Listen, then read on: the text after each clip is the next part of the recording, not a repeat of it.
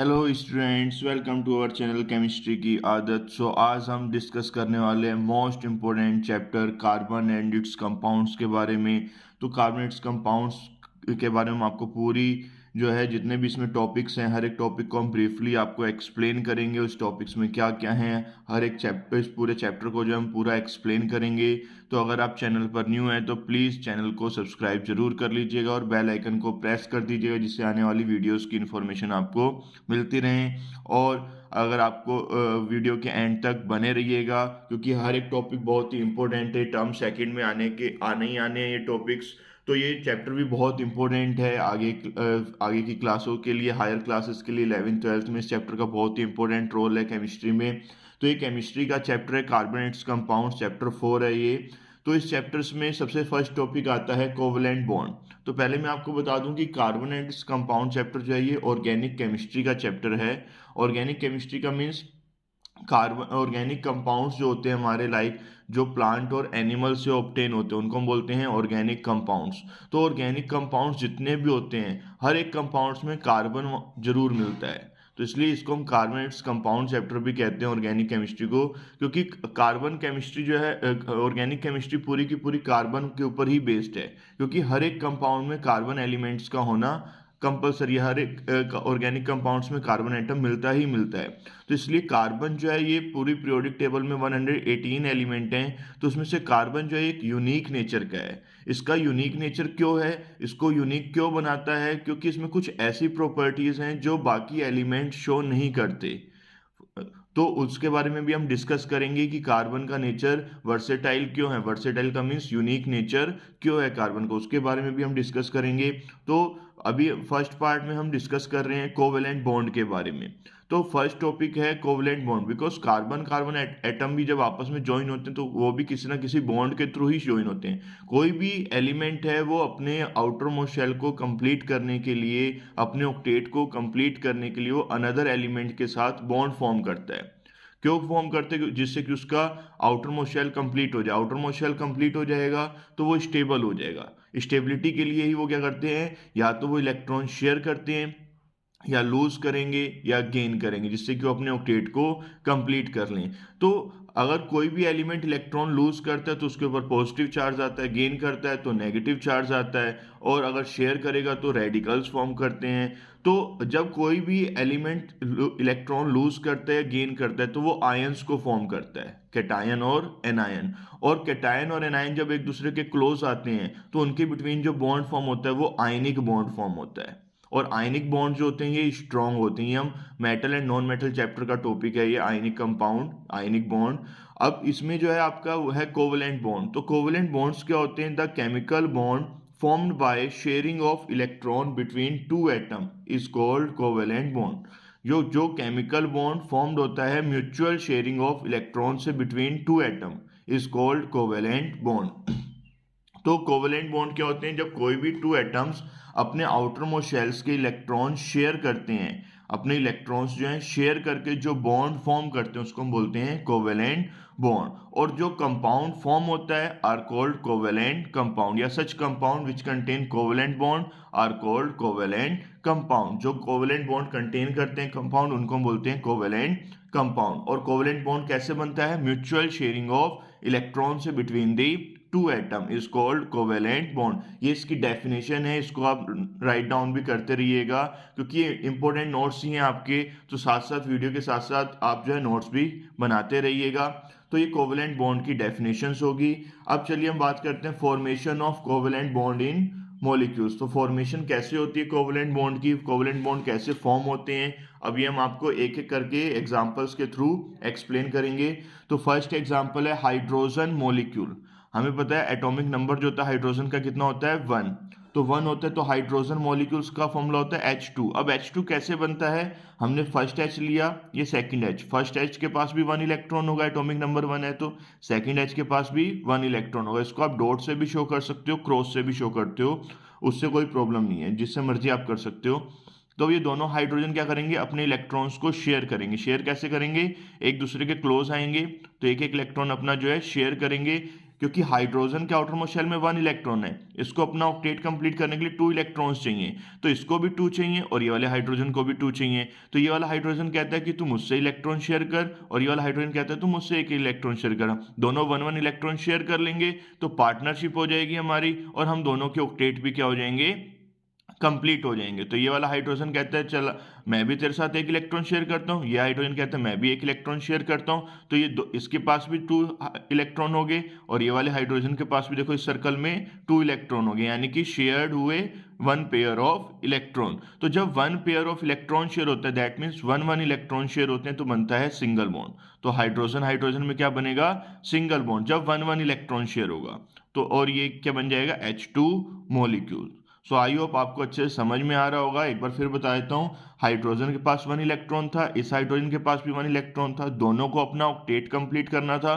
तो दोनों ने क्या किया, अपने 1 1 इलेक्ट्रॉन शेयर किए।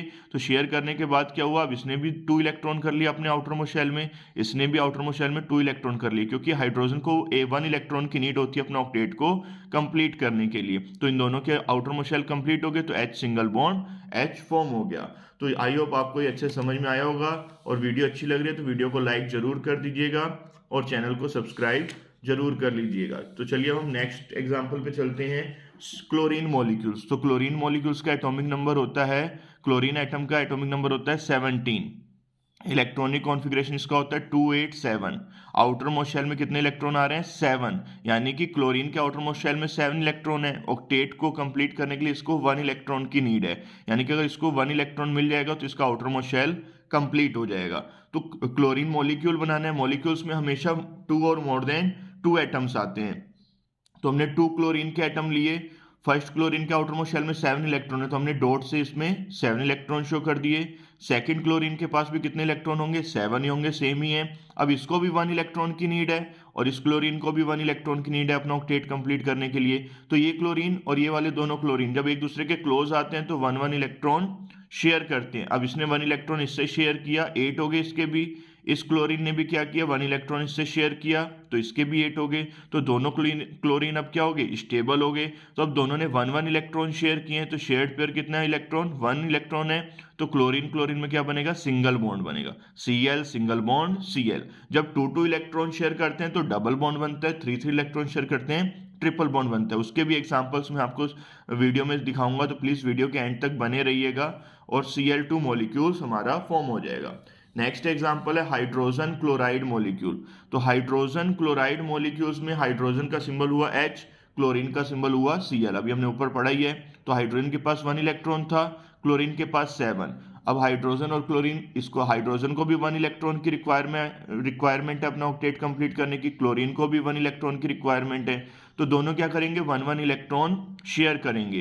तो हाइड्रोजन ने क्लोरीन से 1 इलेक्ट्रॉन लिया, क्लोरीन ने हाइड्रोजन से 1 इलेक्ट्रॉन लिया, दोनों, इसने 2 इलेक्ट्रॉन कर लिए, इसने 8 कर लिए, अपना ऑक्टेट कंप्लीट कर लिया। तो बनेगा H सिंगल बॉन्ड Cl, क्योंकि 1 1 इलेक्ट्रॉन शेयर हो रहा है, तो H सिंगल बॉन्ड Cl, तो HCl मॉलिक्यूल हमारा रेडी हो गया। सेम ऐसे ही ऑक्सीजन मॉलिक्यूल्स की बात करें तो एटॉमिक नंबर जो होता है ऑक्सीजन एटम का 8 होता है। हर एक ऑक्सीजन एटम के पास 6 इलेक्ट्रॉन होते हैं, वैलेंस इलेक्ट्रॉन। टोटल जो है 6 इलेक्ट्रॉन होते हैं। आउटर मोस्ट शेल में जो इलेक्ट्रॉन्स होते हैं ऑक्सीजन के पास वो 6 होते हैं। तो ऑक्सीजन मॉलिक्यूल्स में 2 ऑक्सीजन होंगे। फर्स्ट ऑक्सीजन के पास भी देखो 6 इलेक्ट्रॉन है, सेकंड ऑक्सीजन के पास भी 6 इलेक्ट्रॉन है। अब इसको भी 2 इलेक्ट्रॉन की रिक्वायरमेंट है 8 करने के लिए, अपना ऑक्टेट कंप्लीट करने के लिए। इसको भी 2 इलेक्ट्रॉन की रिक्वायरमेंट है 8 करने के लिए, क्योंकि इसका इलेक्ट्रॉनिक कॉन्फ़िगरेशन होता है 2,6। तो आउटर मोस्ट शेल में 6 इलेक्ट्रॉन आ रहे हैं ना, तो 6 आ रहे हैं तो 8 करने हैं, तो इसको भी 8 करने हैं और इसको भी 8। तो क्या करेंगे, 2 2 इलेक्ट्रॉन शेयर करेंगे। 6 थे इसके पास, 2 इसने क्लोरीन से लिए। इस ऑक्सीजन के पास भी 6 थे, इसने भी 2 इससे लिए, तो इसके पास भी 8 हो गए और इसके पास भी 8 हो गए। लेकिन यहाँ पर कितने इलेक्ट्रॉन और शेयर हो रहे हैं, 2 2 इलेक्ट्रॉन शेयर हो रहे हैं। 1 1 शेयर होता है तो सिंगल बॉन्ड आता है, 2 2 इलेक्ट्रॉन शेयर होंगे तो डबल बॉन्ड, यानी कि 2 लाइंस आएंगी। 1 लाइन में 2 इलेक्ट्रॉन होते हैं, तो 2 लाइन में 4, यहाँ पर 4 इलेक्ट्रॉन शेयर हुए ना, दोनों ने 2 2 इलेक्ट्रॉन शेयर किए हैं। तो यहाँ पर आएगा आपका O double bond O, oxygen molecules जो आपका ये फॉर्म होगा। तो आई होप आपको अच्छे से समझ में आ रहा होगा। ये बहुत ही इंपॉर्टेंट क्वेश्चंस हैं और ये बोर्ड एग्जाम में आने के चांसेस इनके बहुत ज़्यादा हैं, तो इनको आप नोट डाउन भी करते रहिएगा साथ साथ। तो चलिए हम बात करते हैं नाइट्रोजन मॉलिक्यूल्स की। तो नाइट्रोजन मॉलिक्यूल्स का एटॉमिक नंबर होता है नाइट्रोजन एटम का 7। तो नाइट्रोजन एटम का 7 है, तो इसके आउटर मोस्ट शेल में 5 इलेक्ट्रॉन होते हैं वैलेंस शेल में। तो 5 इलेक्ट्रॉन होंगे, दोनों नाइट्रोजन के पास 5 इलेक्ट्रॉन होंगे, तो इसके पास भी 5 है और इसके पास भी 5 है। अब इसको भी अपना ऑक्टेट कंप्लीट करना है और इसको भी ऑक्टेट कंप्लीट करना है, क्योंकि 7 एटॉमिक नंबर 7 था, तो इसका इलेक्ट्रॉनिक कॉन्फ़िगरेशन क्या होगा 2,5। 5 है तो आउटर मोस्ट शेल में 5 इलेक्ट्रॉन थे, तो हमने यहाँ मेंशन कर दिए। और ऑक्टेट को कंप्लीट करने के लिए इसको कितने इलेक्ट्रॉन्स चाहिए, 3 इलेक्ट्रॉन्स चाहिए। तो 3 इलेक्ट्रॉन्स इसको भी चाहिए और 3 इलेक्ट्रॉन्स इसको भी चाहिए। तो दोनों ने 3 इलेक्ट्रॉन्स क्या किए, शेयर किए। तो अब इसके इस नाइट्रोजन के पास भी 3 इलेक्ट्रॉन्स ने शेयर किए, तो 8 हो गए। इसने भी 3 लिए इससे, तो इसके पास भी 8 हो गए। तो 3 इलेक्ट्रॉन पेयर शेयर्ड हुए, तो यहाँ पर बनेगा triple bond N, triple bond N, क्योंकि 3 इलेक्ट्रॉन शेयर हो रहे हैं। 1 शेयर होता है तो सिंगल बॉन्ड, 2 शेयर हुए तो डबल बॉन्ड, 3 शेयर हुए तो triple bond. So I hope आपको काफी अच्छे समझ में आ रहा होगा। ये बहुत ही इंपॉर्टेंट टॉपिक्स हैं और ये इलेक्ट्रॉन डॉट स्ट्रक्चर जो है एग्जाम में बनाने को भी आते जरूर हैं। अब हम कोवैलेंसी की बात करते हैं। कोवैलेंसी क्या होती है, जितने नंबर ऑफ इलेक्ट्रॉन कंट्रीब्यूटेड होते हैं by N atom by sharing in a covalent bond is called its covalency. यानी जितने हम नंबर ऑफ इलेक्ट्रॉन कंट्रीब्यूट करते हैं एटम में bye sharing in a covalent bond formation में इज कॉल्ड कोवैलेंसी। जैसे अभी यही एग्जांपल दिया था मैंने, एन ट्रिपल बॉन्ड एन बना, तो इसमें कितने कितने इलेक्ट्रॉन शेयर किए, 3 किए ना, 3 इलेक्ट्रॉन कंट्रीब्यूट किए। तो जितने नंबर ऑफ इलेक्ट्रॉन कंट्रीब्यूट होंगे वो उसकी कोवैलेंसी कहलाएगी। तो इसमें नाइट्रोजन की कोवैलेंसी कितनी होगी, 3। इससे पहले ऑक्सीजन का पढ़ा था हमने, तो ऑक्सीजन की कोवैलेंसी कितनी होगी, 2। जितने इलेक्ट्रॉन पेयर वो कंट्रीब्यूट करेगा, शेयर करेगा, उतनी ही उसकी कोवैलेंसी होगी। नेक्स्ट है हमारा example, formation of water molecules. Water molecules का फॉर्मूला क्या होता है, H2O, यानी कि 2H है 1O है। तो O पे हमारे 6 इलेक्ट्रॉन होते हैं, H पे 1 इलेक्ट्रॉन होते हैं। 2H है तो 2 इलेक्ट्रॉन हो गए। तो ये अब ऑक्सीजन को 2 इलेक्ट्रॉन चाहिए, हाइड्रोजन को 1 चाहिए। तो ऑक्सीजन क्या करता है, 2 हाइड्रोजन के साथ 1 इलेक्ट्रॉन शेयर करेगा। देखो ये हाइड्रोजन का ये इलेक्ट्रॉन है, ये वाले हाइड्रोजन का ये इलेक्ट्रॉन है। ऑक्सीजन के मैंने क्रॉस से शो किए हैं। तो पहले हाइड्रोजन ने अपने ऑक्टेट कंप्लीट किया 1 इलेक्ट्रॉन लेके, इस हाइड्रोजन ने भी 1 इलेक्ट्रॉन लेके अपना कंप्लीट किया। अब ऑक्सीजन को 8 करने हैं, 6 इसके पास थे, 1 उसने इस हाइड्रोजन से लिया, 1 इस हाइड्रोजन से, तो इसके भी कितने हो गए, 8 हो गए। तो अब ये फॉर्मूला क्या बनेगा, O single bond H single bond H। अब ये जो बॉन्डिंग में टेक पार्ट कर रहे थे इलेक्ट्रॉन, जैसे ये वाला इलेक्ट्रॉन और ये वाला इलेक्ट्रॉन बॉन्डिंग में टेक पार्ट कर रहे हैं, यानी कि बॉन्ड फॉर्मेशन में पार्टिसिपेट कर रहे हैं, तो इसको हम बोलते हैं बॉन्डिंग इलेक्ट्रॉन। अब बाकी के जो 1 2 3 4 इलेक्ट्रॉन्स हैं, ये बॉन्डिंग में टेक पार्ट नहीं कर रहे, तो इनको हम बोलते हैं लॉन पेयर या नॉन बॉन्डिंग इलेक्ट्रॉन। और इनको हम ऐसे ही शो कर देते हैं, ऐसे ही शो कर देते हैं एटम के ऊपर जो बॉन्डिंग में पार्टिसिपेट नहीं कर रहे हैं। अब नेक्स्ट है फॉर्मेशन ऑफ अमोनिया। अमोनिया का फॉर्मूला होता है NH3, 1N और 3H। 3H यानी कि हर एक हाइड्रोजन के पास 1 इलेक्ट्रॉन होगा, नाइट्रोजन के पास 5 इलेक्ट्रॉन होते हैं, अभी मैंने बताया था 7 एटॉमिक नंबर होता है। तो अब इसमें क्या होगा, नाइट्रोजन को 3 इलेक्ट्रॉन्स की रिक्वायरमेंट है, तो इसलिए यहाँ पर 3H लिए हमने। तो 3H जो है अलग अलग तीनों H दिखा दिए, हर एक H के पास 1 इलेक्ट्रॉन होगा, नाइट्रोजन के पास 5 इलेक्ट्रॉन होंगे, तो ये इसके साथ बॉन्ड बनाएगा। पहले हाइड्रोजन अपना ऑक्टेट कंप्लीट करेगा 1 इलेक्ट्रॉन गेन करके, फिर ये नाइट्रोजन को 8 करने, 5 इसके पास थे, 3 ये हाइड्रोजन के साथ शेयर करेगा, तो ये बन जाएगा आपका NH3, N single bond H single bond H single bond H, क्योंकि 1 इलेक्ट्रॉन शेयर हो रहा है तो सिंगल बॉन्ड। और यहाँ पर ये 2 इलेक्ट्रॉन बॉन्डिंग में टेक पार्ट नहीं कर रहे, ओनली 3 कर रहे थे ना 5 में से, तो ये 2 हमारे क्या होंगे, लोन पेयर। तो ये 2 इलेक्ट्रॉन्स को हम ऐसे ही शो कर देंगे, नॉन बॉन्डिंग इलेक्ट्रॉन या लोन पेयर कहते हैं। तो ये हमारा NH3 मॉलिक्यूल्स बन गया। मोस्ट इंपॉर्टेंट है H2 और NH3 का, काफी बार एग्जाम में आया भी हुआ है, तो ये जो है बहुत ही इंपॉर्टेंट है, इसको आप नोट डाउन भी करते रहिएगा नोटबुक में, और जो है साथ साथ करते रहिएगा। और वीडियो अच्छी लग रही हो तो वीडियो को लाइक जरूर कीजिएगा, कमेंट कीजिएगा और ज्यादा से ज्यादा शेयर कीजिएगा। तो चलिए अब मैं नेक्स्ट एग्जाम्पल बताता हूँ आपको, formation of CH4 molecules. CH4 molecules कैसे फॉर्म होता है, CH4 का नेम होता है मैथेन। CH4 का नेम क्या आएगा, मैथेन। तो मैथेन कैसे प्रिपेयर होता है, 1 कार्बन और 4 हाइड्रोजन। तो कार्बन के आउटर मोस्ट शेल में होते हैं 4 इलेक्ट्रॉन, बिकॉज कार्बन का एटॉमिक नंबर होता है 6, तो इसको हम लिखते हैं 2,4। तो 2,4 लिखा, तो इसके आउटर मोस्ट शेल में कितने इलेक्ट्रॉन आ रहे हैं, 4। तो यहाँ पर मैंने इसके 4 इलेक्ट्रॉन्स शो कर दिए और 4 हाइड्रोजन लिए, हर एक हाइड्रोजन के पास 1 इलेक्ट्रॉन होता है। तो ये जब एक दूसरे के क्लोज आएंगे तो कार्बन के पास जब 4 हाइड्रोजन आएंगे, अब चारों हाइड्रोजन को एक एक इलेक्ट्रॉन चाहिए और कार्बन को 4 इलेक्ट्रॉन चाहिए, क्योंकि आउटर मोस्ट शेल में 4 है, ऑक्टेट के लिए 4 इलेक्ट्रॉन चाहिए। तो हाइड्रोजन क्या करेगा, 1 इलेक्ट्रॉन इससे लेगा, दूसरा हाइड्रोजन भी 1 इलेक्ट्रॉन लेगा, थर्ड हाइड्रोजन भी 1 इलेक्ट्रॉन शेयर करेगा, फोर्थ हाइड्रोजन भी 1 इलेक्ट्रॉन शेयर करेगा। और कार्बन के पास 4 इलेक्ट्रॉन थे, 4 ये हाइड्रोजन से 1 इलेक्ट्रॉन लेके क्या करेगा, अपना ऑक्टेट कंप्लीट करेगा, क्योंकि हर एक एटम को स्टेबल होने के लिए वो अपने ऑक्टेट को कंप्लीट करता है। तो आई होप आपको ये अच्छे समझ में आया होगा। कार्बन इसके साथ भी 1 इलेक्ट्रॉन शेयर किया तो सिंगल बॉन्ड, इसके साथ भी 1 इलेक्ट्रॉन शेयर किया तो सिंगल बॉन्ड, इसके साथ भी 1 इलेक्ट्रॉन शेयर किया तो सिंगल बॉन्ड, इसके साथ भी 1 इलेक्ट्रॉन शेयर किया तो सिंगल बॉन्ड। तो ये बन गया हमारा CH4 molecules. So I hope आपको वीडियो अच्छे समझ में आ रही होगी, हर एक टॉपिक अच्छे समझ में आ रहा होगा। अब नेक्स्ट है formation of carbon dioxide molecule. तो कार्बन डाइऑक्साइड मॉलिक्यूल्स कैसे हम प्रिपेयर करेंगे। कार्बन का एटॉमिक नंबर होता है 6, आउटर मोस्ट शेल में 4 इलेक्ट्रॉन, ऑक्सीजन के आउटर मोस्ट शेल में होते हैं 6 इलेक्ट्रॉन, क्योंकि इसका एटॉमिक नंबर 8 होता है 2,6। तो अब ये कार्बन को चाहिए 4 इलेक्ट्रॉन और ऑक्सीजन को चाहिए 2 इलेक्ट्रॉन, इसलिए हमने 2 ऑक्सीजन लिया, क्योंकि एक को 2 चाहिए तो 2 ऑक्सीजन को 4 चाहिए होंगे और इसको भी 4 चाहिए। तो एक बीच में हमने लिखा कार्बन, एक ऑक्सीजन इधर लगाया, एक ऑक्सीजन इधर लगाया। अब इस ऑक्सीजन को भी 8 करने हैं और इस ऑक्सीजन को भी 8 करने हैं और कार्बन को भी 8 करने हैं। 6 इसके पास थे ऑक्सीजन के पास, 2 इसने कार्बन से ले लिए, 8 हो गए। इसके पास भी 6 थे ऑक्सीजन के पास, इसने भी 2 कार्बन से लिए, 8 हो गए। अब कार्बन को भी 8 करने, तो इसने क्या किया, 4 तो इसके पास थे, 2 इस ऑक्सीजन के साथ शेयर किए और 2 इलेक्ट्रॉन इस ऑक्सीजन के साथ शेयर किए, तो बन गया CO2 मॉलिक्यूल। तो ये देखो बच्चों बन गया C double bond O double bond O, क्योंकि 2 इलेक्ट्रॉन शेयर हो रहे हैं तो डबल बॉन्ड आएगा और CO2 मॉलिक्यूल का ये स्ट्रक्चर बन गया। तो ये बहुत ही इंपॉर्टेंट टॉपिक था और ये काफी इंपॉर्टेंट है, ये एग्जाम में आने के चांसेस 100% है, क्योंकि एग्जाम में आता ही है bond formation, electron dot structure draw करने को आएगा ही आएगा किसी एक मॉलिक्यूल्स का, तो और इन्हीं 9 में से ही आएगा 100%। तो इन 9 मॉलिक्यूल्स के स्ट्रक्चर को अच्छे से प्रैक्टिस कर लेना। अब नेक्स्ट टॉपिक है हमारा properties of covalent compound. Covalent compound की क्या प्रॉपर्टीज हैं। तो प्रॉपर्टीज ऑफ कोवेलेंट कंपाउंड्स में जो मोस्ट इंपॉर्टेंट प्रॉपर्टीज हैं कोवेलेंट कंपाउंड्स की, वो मैं आपको एक्सप्लेन करने वाला हूँ। एक एक प्रॉपर्टी को अच्छे से नोट डाउन करना, अच्छे से समझना। तो कोवेलेंट कंपाउंड्स जो होते हैं ये कंसिस्ट करते हैं मॉलिक्यूल्स को। जो हमारे कोवेलेंट कंपाउंड्स हैं ये कंसिस्ट करते हैं मॉलिक्यूल्स को, और जो आयनिक कंपाउंड्स होते हैं वो कंसिस्ट करते हैं आयंस को। कोवेलेंट कंपाउंड कंसिस्ट करते हैं मॉलिक्यूल्स, आयनिक कंपाउंड कंसिस्ट करते हैं आयंस।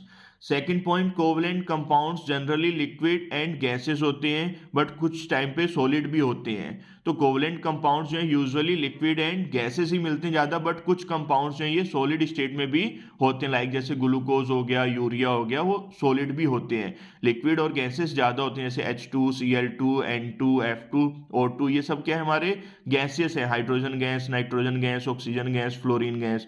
और कुछ लिक्विड्स भी होते हैं कोवेलेंट कंपाउंड्स, और गैसेस सॉलिड भी होते हैं। थर्ड है, covalent compounds have generally low melting and boiling points. तो लिक्विड और गैसेस हैं ज्यादातर, तो इनके मेल्टिंग और बॉइलिंग पॉइंट्स क्या होंगे, लो होंगे। बिकॉज जो कोवेलेंट कंपाउंड्स होते हैं इनमें जो फोर्स ऑफ अट्रैक्शन जो होता है वो वीक होता है, और फोर्स ऑफ अट्रैक्शन वीक है कंपाउंड एलिमेंट्स के बिटवीन। जो बॉन्ड फॉर्म हुआ है कोवेलेंट बॉन्ड वो वीक बॉन्ड होता है, तो उसको ब्रेक करने के लिए हमें ज्यादा टेम्परेचर की रिक्वायरमेंट नहीं होती है, इसलिए इनके मेल्टिंग एंड बॉइलिंग पॉइंट्स जो होते हैं वो लो होते हैं, क्योंकि इनके बिटवीन जो फोर्स ऑफ अट्रैक्शन जो होता है वो वीक फोर्स होता है, और वीक फोर्स का जो ब्रेक करने के लिए हमें लो टेम्परेचर की ही रिक्वायरमेंट होती है, तो इसलिए इनके low melting and boiling point होते हैं। नेक्स्ट पॉइंट है, covalent compounds are generally insoluble in water. Covalent compounds जो होते हैं ये इनसोल्यूबल इन वाटर होते हैं, but they are soluble in non polar solvent. यानी कि कोवेलेंट कंपाउंड्स के पास आयंस नहीं है, आयंस नहीं है तो वो नॉन पोलर है, नॉन पोलर है तो वो वाटर में डिसॉल्व नहीं होगा। बिकॉज लाइक डिसॉल्व लाइक, यानी कि जो पोलर है वो पोलर में डिसॉल्व होगा, जो नॉन पोलर है वो नॉन पोलर में ही डिसॉल्व होगा। इसलिए कोवेलेंट कंपाउंड नॉन पोलर है, तो ये non polar solvent like ether, alcohol, carbon tetrachloride, इनमें डिसॉल्व होगा, वाटर में डिसॉल्व नहीं होगा। जो आयनिक कंपाउंड्स होते हैं वो वाटर में डिसॉल्व हो जाते हैं। तो लास्ट पॉइंट है इसका, covalent compound do not conduct electricity. Electricity को कौन कंडक्ट करता है? जिसके पास आयंस होते हैं। अब कोवेलेंट कंपाउंड्स के पास तो आयंस है ही नहीं, क्योंकि इसके पास तो मॉलिक्यूल्स हैं। तो कोवेलेंट कंपाउंड्स होते हैं इलेक्ट्रिसिटी को कंडक्ट नहीं करते। तो ये था आपका प्रॉपर्टीज ऑफ कोवेलेंट कंपाउंड। तो पहले मैंने आपको बताया कोवेलेंट कंपाउंड्स क्या होते हैं, फिर उसके बाद कोवेलेंट बॉन्ड बताया, कोवेलेंट बॉन्ड के बाद कोवेलेंट कंपाउंड, फिर उसके स्ट्रक्चर्स, एग्जांपल्स, कोवेलेंसी, और ये प्रॉपर्टीज भी होगी है, प्रॉपर्टीज ऑफ कोवेलेंट कंपाउंड्स भी पूरा एक्सप्लेन कर दिया। अब नेक्स्ट टॉपिक आता है हमारा बच्चों आयनिक कंपाउंड्स। तो आयनिक कंपाउंड्स और कोवेलेंट कंपाउंड्स में डिफरेंस, ये मोस्ट इंपॉर्टेंट टॉपिक है, तो इसको नोट डाउन जरूर कर लेना। आयनिक कंपाउंड सॉलिड्स होते हैं, कोवेलेंट कंपाउंड्स में भी सॉलिड, लिक्विड और गैसेस होते हैं, जैसे अभी मैंने बताया। आयनिक कंपाउंड कंसिस्ट करते हैं ions, covalent compound consist molecules. Ionic compounds have high melting and boiling points. Covalent compounds have low melting and boiling points. Ionic compounds are soluble in water because ये polar nature के होते हैं। अभी मैंने बताया था ना, पोलर जो होगा वो पोलर में डिसॉल्व होगा। तो आयनिक कंपाउंड पोलर होते हैं क्योंकि इनके पास आयंस होते हैं, चार्जेस होते हैं, तो ये पोलर है, तो ये वाटर में डिसॉल्व हो जाएगा। कोवेलेंट कंपाउंड के पास चार्जेस नहीं थे तो वो वाटर में सोल्यूबल नहीं होगा। Ionic compound conduct electricity in molten state और इन सॉल्यूशन। मोल्टन स्टेट में हो या सॉल्यूशन में होगा तो आयनिक कंपाउंड जो है इलेक्ट्रिसिटी को कंडक्ट करेगा, बट कोवेलेंट कंपाउंड जो है generally do not conduct electricity. तो ये मोस्ट इंपॉर्टेंट डिफरेंस है, ये एग्जाम में आने ही आने हैं, तो इनको नोट डाउन जरूर कर लेना। Ionic compound solid, covalent compound solid, liquid, gases. Ionic compound consist करते हैं आयंस, कोवेलेंट कंपाउंड कंसिस्ट करते हैं मॉलिक्यूल्स। आयनिक कंपाउंड्स के melting and boiling points high होते हैं, कोवेलेंट कंपाउंड्स के लो होते हैं। आयनिक कंपाउंड्स वाटर सोल्यूबल होते हैं, कोवेलेंट कंपाउंड वाटर इनसोल्यूबल होंगे। आयनिक कंपाउंड इलेक्ट्रिसिटी को कंडक्ट करते हैं, कोवेलेंट कंडक्ट नहीं करते। तो आई होप आपको वीडियो अच्छे समझ में आई होगी, हर एक टॉपिक को अच्छे से समझ में आया होगा आपको।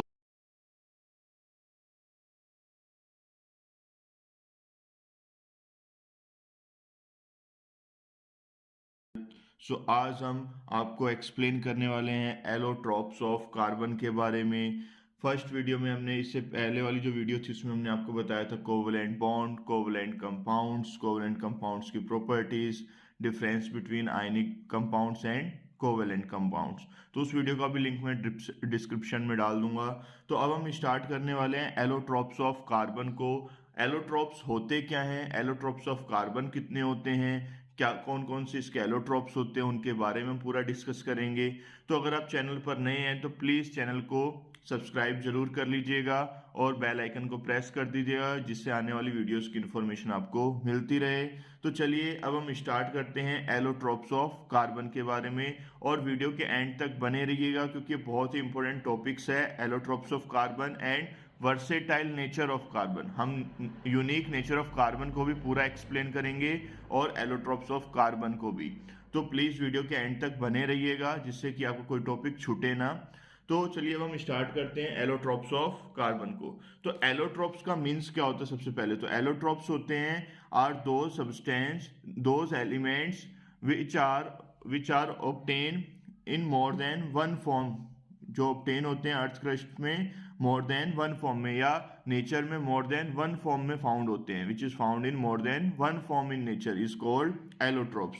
तो ऐसे सेम एलिमेंटल कार्बन एग्जिस्ट करता है डिफरेंट फॉर्म इन नेचर्स में which have different physical properties known as allotropics form और एलोट्रोप्स। तो कार्बन जो है ये भी नेचर में मोर देन वन फॉर्म में एग्जिस्ट करता है, तो इसके भी एलोट्रोप्स होते हैं या एलोट्रोपिक्स फॉर्म होती हैं। और एलोट्रोप्स जो होते हैं ये डिफरेंट फॉर्म होते हैं ऑफ द सेम एलिमेंट के, एक ही एलिमेंट के होते हैं बट डिफरेंट फॉर्म्स होती हैं, होते उसमें एलिमेंट सेम ही है। जैसे अब हम कार्बन की बात करेंगे तो कार्बन के 3 एलोट्रोप्स के बारे में हम डिस्कस करने वाले हैं। तो तीनों एलोट्रोप्स में कार्बन ही मिलेगा बट वो क्या डिफरेंट फॉर्म में मिलेगा। ऐसे सेम फॉस्फोरस जो होता है, फॉस्फोरस के भी 3 वो होते हैं allotropes, white phosphorus, black phosphorus, red phosphorus, होता तीनों में फॉस्फोरस ही है बट क्या डिफरेंट फॉर्म में है। सेम वैसे ही कार्बन भी जो है इसके भी एलोट्रोप्स होते हैं, एलोट्रोप्स में होगा कार्बन ही बट वो डिफरेंट फॉर्म में होता है। तो लेकिन उनकी जो केमिकल प्रॉपर्टीज जो होती हैं सबकी वो सिमिलर होती हैं, बट फिजिकल प्रॉपर्टीज जो होंगी डिफरेंट होती हैं। एलोट्रॉप्स जितने भी होते हैं उनकी फिजिकल प्रॉपर्टीज डिफरेंट होती हैं but almost similar chemical properties. उनकी केमिकल प्रॉपर्टीज क्या होती हैं, सेम होती है, तो उनको बोलते हैं एलोट्रॉप्स। तो कार्बन जो है ये एग्जिस्ट करता है 3 क्रिस्टलीन एलोट्रोपिक फॉर्म में। तो कार्बन की जो है 3 एलोट्रोपिक्स फॉर्म होती हैं, यानी कि 3 क्रिस्टलीन एलोट्रोपिक्स फॉर्म है कार्बन की।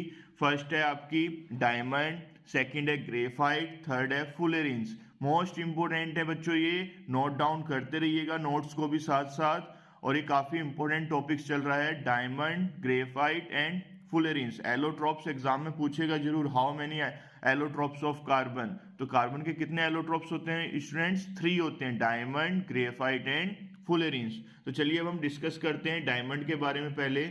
तो डायमंड जो होता है ये सबसे हार्डेस्ट नेचुरल सब्सटेंस है and has extraordinary brilliance, यानी कि इसका एक्स्ट्रा ऑर्डिनरी ब्रिलियंस क्या होता है, इट इज अ गैट मॉलिक्यूल्स, यानी कि बहुत ही बड़ा मॉलिक्यूल्स होता है, because molecules of a very large number of carbon atom, because इसमें नंबर ऑफ कार्बन एटम्स होते हैं बहुत ही लार्ज अमाउंट में होते हैं, इसलिए डायमंड जो है बहुत ही एक्स्ट्रा ऑर्डिनरी ब्रिलियंस रखता है अपने आप में, और ये गैट मॉलिक्यूल्स होता है।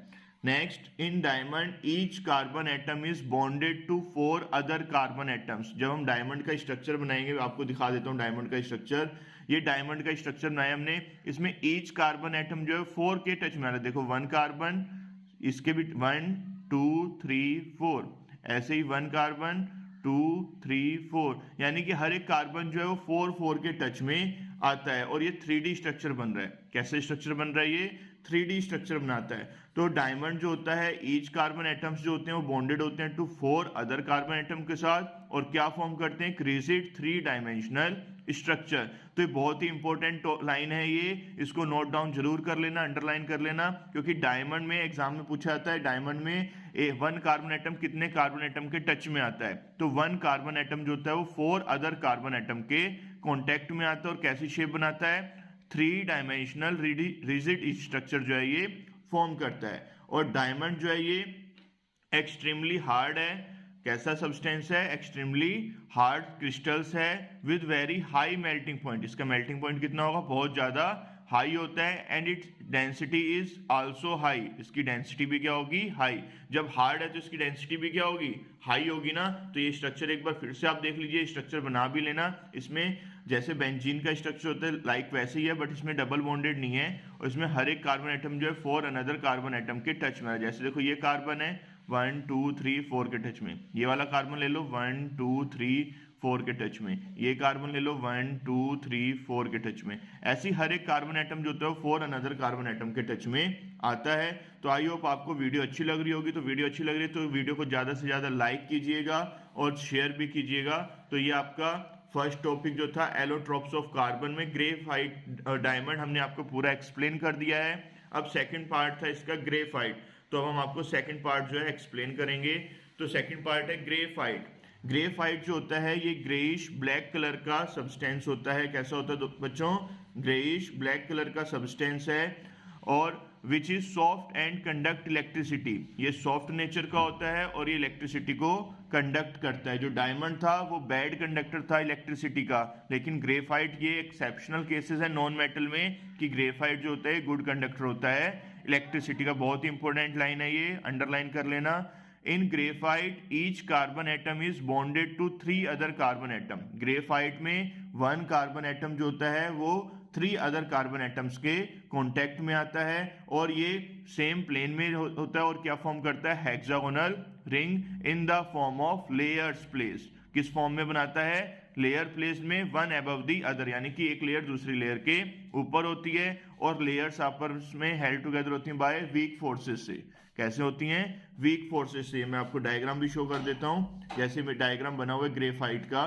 तो देखो इसमें पहले ये कार्बन, ये लेयर आई, इसके ऊपर ये दूसरी लेयर आ गई। इसमें देखो हर एक कार्बन एटम 3 के टच में आ रहा है। ये कार्बन है 1 2 3, ऐसे ये कार्बन 1 2 3, हर एक कार्बन एटम जो 3 कार्बन के टच में आता है, और ये जो चेन है ये ऐसे ही आगे बढ़ती जाती है, और इधर ऊपर वाली लेयर भी ऐसे ही बढ़ती जाएगी। तो हर एक कार्बन एटम जो है 3 अनदर कार्बन एटम के टच में आएगा और ये जो है लेयर्स स्ट्रक्चर बनाएगा। साफ साफ दिख रहा है, एक लेयर ये आ रही है, एक लेयर ये आ रही है, ऐसे इसी के ऊपर थर्ड लेयर आ जाएगी। तो ग्रेफाइट्स जो होते हैं ये लेयर्स स्ट्रक्चर बनाते हैं, और जो डायमंड थे वो आपके कौन से स्ट्रक्चर बना रहे थे दोस्तों? 3 डायमेंशनल रिजिड स्ट्रक्चर। ये चीज सबसे इंपॉर्टेंट है, एग्जाम में पूछी जाती है कि कौन सा लेयर स्ट्रक्चर बनाएगा। तो ग्रेफाइट लेयर स्ट्रक्चर बनाएगा और डायमंड जो है 3D स्ट्रक्चर्स बनाते हैं। तो एक बार फिर से आपको मैं नोट्स दिखा देता हूँ, ये नोट्स भी नोट डाउन करते रहिएगा, बहुत इंपॉर्टेंट है कि ग्रेफाइट जो होता है ग्रेइश ब्लैक कलर का सब्सटेंस है जो सॉफ्ट नेचर का होगा, डायमंड हार्ड नेचर का था। ग्रेफाइट गुड कंडक्टर होगा इलेक्ट्रिसिटी का, डायमंड बैड कंडक्टर। ग्रेफाइट में हर एक कार्बन एटम बॉन्डेड होते हैं 3 अदर कार्बन एटम्स के साथ सेम प्लेन में और फॉर्म करते हैं हेक्सागोनल रिंग। और जो डायमंड था उसमें 1 carbon atom 4 another carbon atom के टच में आते हैं और क्या फॉर्म करते हैं? 3D स्ट्रक्चर फॉर्म करते हैं, और ये लेयर स्ट्रक्चर फॉर्म करते हैं। और लेयर्स जो होती हैं वो हेल्ड टुगेदर होती हैं वीक फोर्सेस से। और ग्रेफाइट जो होता है is also good conductor of electricity. Graphite कैसा होता है? Good conductor of electricity, because ये कंडक्ट करता है इलेक्ट्रिसिटी को। सो आई होप आपको अच्छे समझ में आ रहा होगा। अब मैं नेक्स्ट टॉपिक स्टार्ट करता हूँ, फुलेरिन्स। तो इसका डायग्राम भी जरूर बना लेना, ग्रेफाइट का भी और उसका डायमंड का, क्योंकि एग्जाम में आ सकता है टॉपिक, तो बनाना पड़ेगा डायग्राम आपको। अब नेक्स्ट टॉपिक है फुलेरिन्स। फुलेरिन्स क्या होता है बच्चों? फुलेरिन्स जो है ये मॉलिक्यूल्स जो होता है मेडअप होता है क्लस्टर ऑफ 60 कार्बन एटम से, यानी कि फुलेरिन्स में 60 कार्बन एटम होते हैं। और इसका फॉर्मूला हम कैसे रिटर्न करते हैं? C60, C के नीचे 6060। और कार्बन एटम्स जो होते हैं इसमें वो अरेंज होते हैं इंटरलॉकिंग हेक्सागोन से एंड पेंटागोन से। जैसे आपने वॉलीबॉल देखी होगी, वॉलीबॉल में जो स्टिचिंग होती है ऊपर बॉल के ऊपर स्टिचिंग आप देखते होगे, उसमें हेक्सागोन्स भी बने होते हैं और पेंटागोन्स भी बने होते हैं। तो सेम वैसे ही बल्कि बॉल की तरह इसका भी स्ट्रक्चर होता है, फुलेरिन्स का बल्कि बॉल स्ट्रक्चर होता है। तो इसमें भी क्या होते हैं? 20 हेक्सागोन्स होते हैं एंड 12 पेंटागोन्स होते हैं। तो फुलेरिन्स में 20 हेक्सागोन्स होंगे एंड 12 पेंटागोन्स होते हैं of carbon atom in 1 molecules में, यानी कि 1 फुलेरिन्स के मॉलिक्यूल्स में 20 हेक्सागोन्स होंगे एंड 12 पेंटागोन्स होते हैं। और इसका हम नेम रखते हैं बकमिनिस्टर फुलेरिन्स, क्योंकि बकमिनिस्टर जो थे उन्होंने इसको डिस्कवर किया था फुलेरिन्स को, तो उन्हीं के नेम पर ही हो गया बकमिनिस्टर फुलेरिन्स। उनका नेम बकमिनिस्टर फुलेरिन्स जो था उनका फुल नेम था रॉबर्ट बकमिनिस्टर। फुलेरिन्स को जिन्होंने डिस्कवर किया था उनका फुल नेम था रॉबर्ट बकमिनिस्टर, तो उन्हीं के नेम पर इसको दिया गया बकमिनिस्टर फुलेरिन्स। और इसको हम बल्कि बॉल लाइक स्ट्रक्चर के नाम से भी जानते हैं फुलेरिन्स को, क्योंकि ये जो इसमें जो 20 हेक्सागोन्स और 12 पेंटागोन्स का अरेंजमेंट इस तरह से होता है कि वो एक फुटबॉल की तरह बन जाता है। मैं आपको स्ट्रक्चर दिखा भी देता हूँ, ये इस टाइप से, ये इस टाइप से जो है ये फुलेरिन्स का स्ट्रक्चर बन जाता है। इसमें 60 कार्बन एटम जो है इसमें जो है 20 हेक्सागोन्स बनते हैं और 12 पेंटागोन्स बन के बल्कि बॉल जैसा स्ट्रक्चर बन जाता है। जैसे फुटबॉल दिख रही है आपको, वॉलीबॉल में देखो पेंटागोन्स भी होते हैं और हेक्सागोन्स भी होते हैं, तो वैसे ही इसका भी स्ट्रक्चर होता है, इसलिए इसको बक्की बॉल्स भी कहा जाता है। It is popularly named as bucky balls. तो आई होप आपको वीडियो अच्छे समझ में आ रही होगी और टॉपिक भी अच्छे समझ में आ रहे होंगे। तो वीडियो को ज़्यादा से ज़्यादा लाइक करते रहिएगा और सब्सक्राइब भी करते रहिएगा चैनल को। अब नेक्स्ट टॉपिक है difference between diamond and graphite. Diamond और ग्रेफाइट में क्या डिफरेंस है? तो ये बहुत ही इंपॉर्टेंट टॉपिक है, एग्जाम में आने के चांसेस बहुत ज़्यादा हैं इसके, तो प्लीज़ इसको नोट डाउन जरूर कर लेना, इसके नोट्स बना लेना। तो डिफरेंस क्या है डायमंड एंड ग्रेफाइट्स में? सबसे फर्स्ट है diamond has 3 dimensional structure.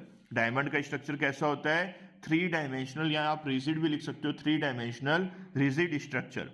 Graphite has layer structure. Graphite का स्ट्रक्चर कैसा होगा? लेयर स्ट्रक्चर, और जो लेयर्स होती हैं can slip over one another, वो एक दूसरे के ऊपर स्लिप करती रहती हैं।